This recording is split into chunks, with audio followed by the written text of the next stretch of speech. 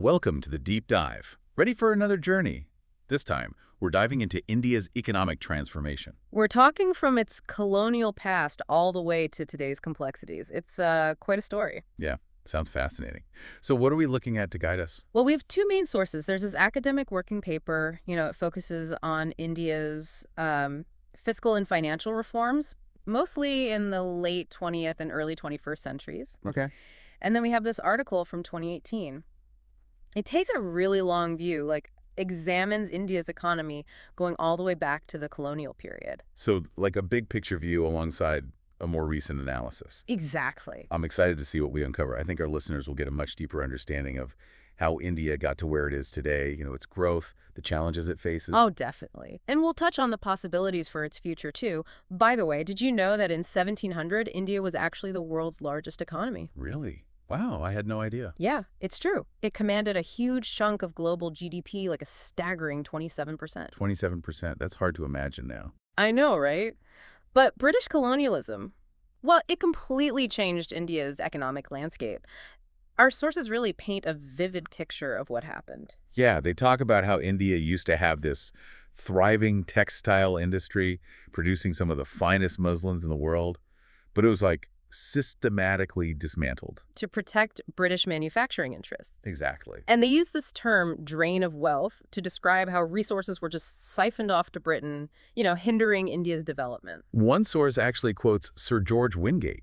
He was a British official in India at the time. Oh, right. The one who said taxes were like throwing money into the sea? Yeah, he compared taxes levied in India but spent in Britain to just throwing money into the sea. What a powerful image. Really captures the scale of the exploitation. It does. Yeah. And the consequences were devastating. Millions of Indian artisans lost their livelihoods. And poverty became widespread.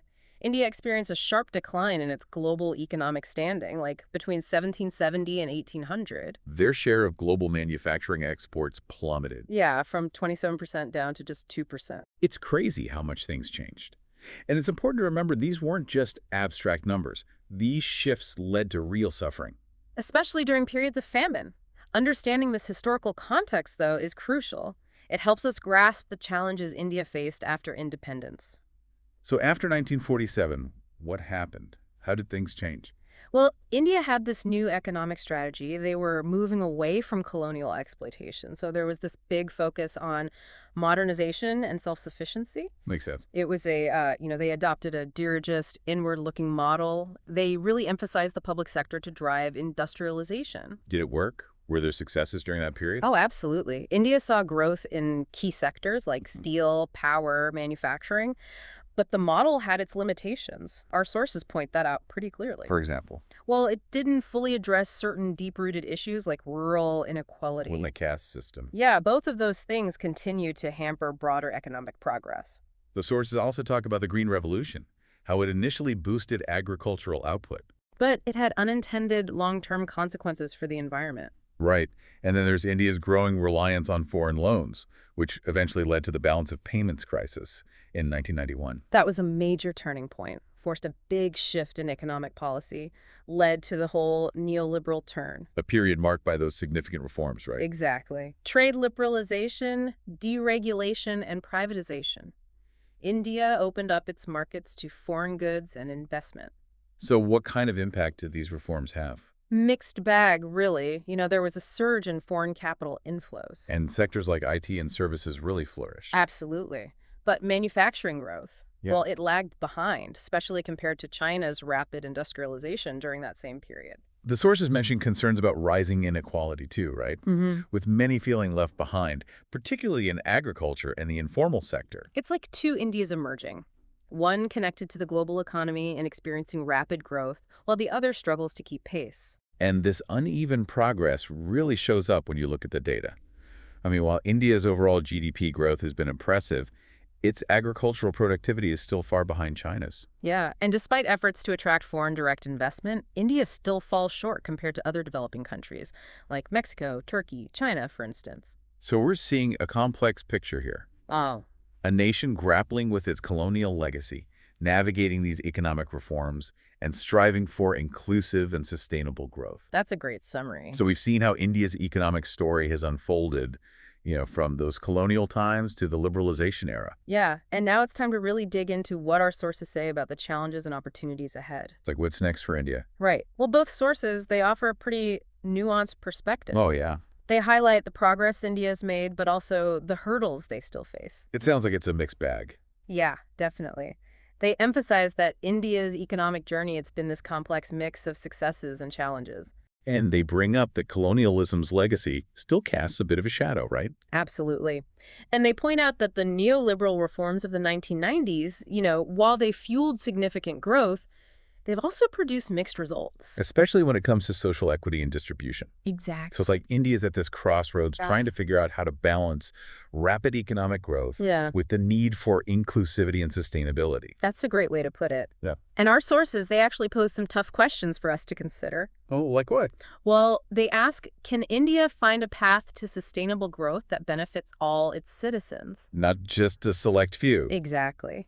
How can they address inequality, rural poverty, and environmental degradation? Because those are all connected to economic development. They're Right? all intertwined. And Yeah. those are some big questions. Yeah, I mean, where do you even begin to tackle those? It's complex, no doubt, but it's not impossible. The sources point to some potential solutions.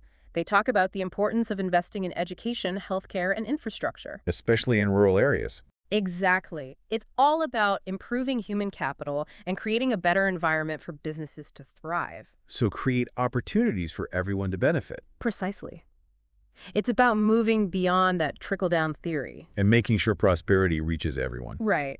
And they also emphasize the need for policies that promote job creation. Especially in sectors that can absorb that huge workforce currently stuck in low productivity agriculture. Exactly. Give people pathways to move from subsistence farming to more productive and higher paying jobs. I thought it was interesting how the sources talked about India's fiscal politics. Oh, yeah. What'd you think? Well, it seems like the fragmentation of the party system, with the rise of these single state parties. It makes it so much harder to control the central government's fiscal deficit. Yeah, exactly. That's a great point. Yeah. It shows how political dynamics can have a huge impact on economic policymaking. You can't just find technocratic solutions. You have to navigate all these complexities. The coalition building the competing interests. But here's the thing I found surprising.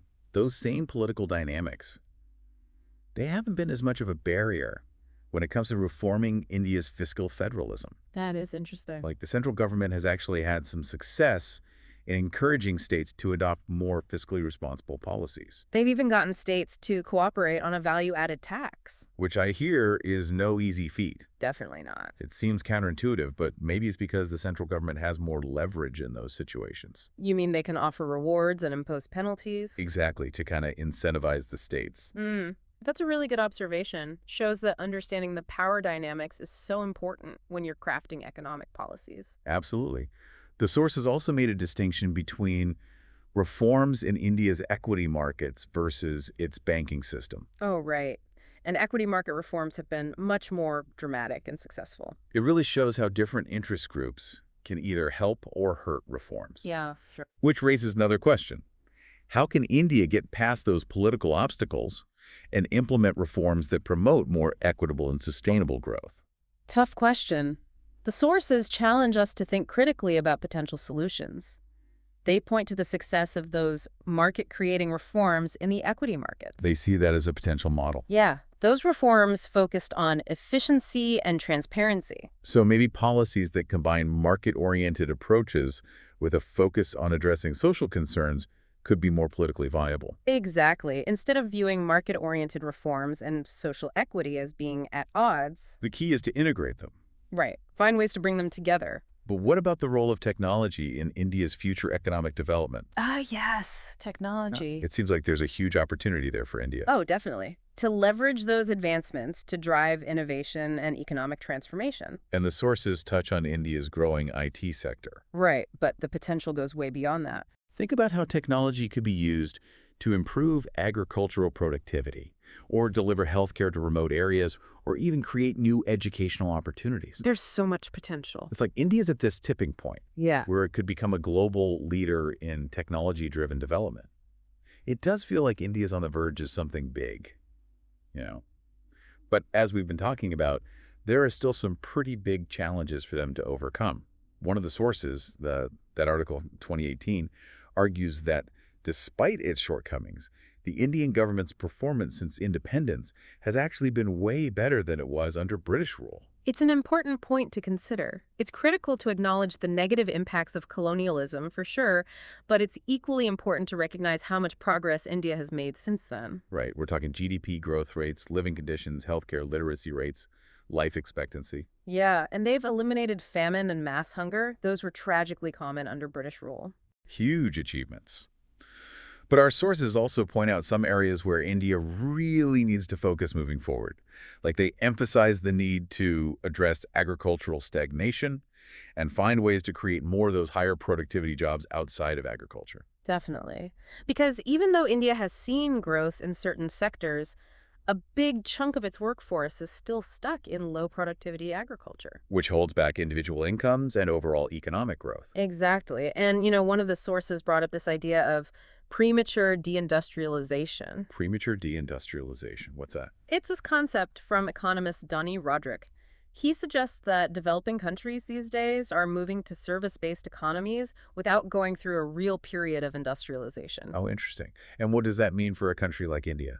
Well, Roderick argues that skipping that step could actually hurt economic growth and limit higher-paying job opportunities, because manufacturing often drives productivity gains and helps build a skilled workforce. Those are really important for sustained economic development. So India is trying to promote industrial growth, but without neglecting its agricultural sector or falling into that trap of premature deindustrialization. It's a tricky balancing act. The sources actually suggest that India could learn a lot from what happened in East Asian countries, like South Korea and Taiwan. Oh, what did they do? They managed to combine industrialization with agricultural modernization, and they achieved a more equitable distribution of wealth. Sounds promising. Yeah, they invested strategically in education, healthcare, and infrastructure, focused on rural areas too. Plus, they implemented policies that promoted job creation, particularly in sectors where workers could transition from agriculture. It's a multi-pronged approach, but it sounds like it worked. And it all circles back to that question we keep asking. Can India find a way to achieve sustainable and equitable economic growth? I think only time will tell. But as we've seen, they've already tackled some huge challenges and made incredible progress.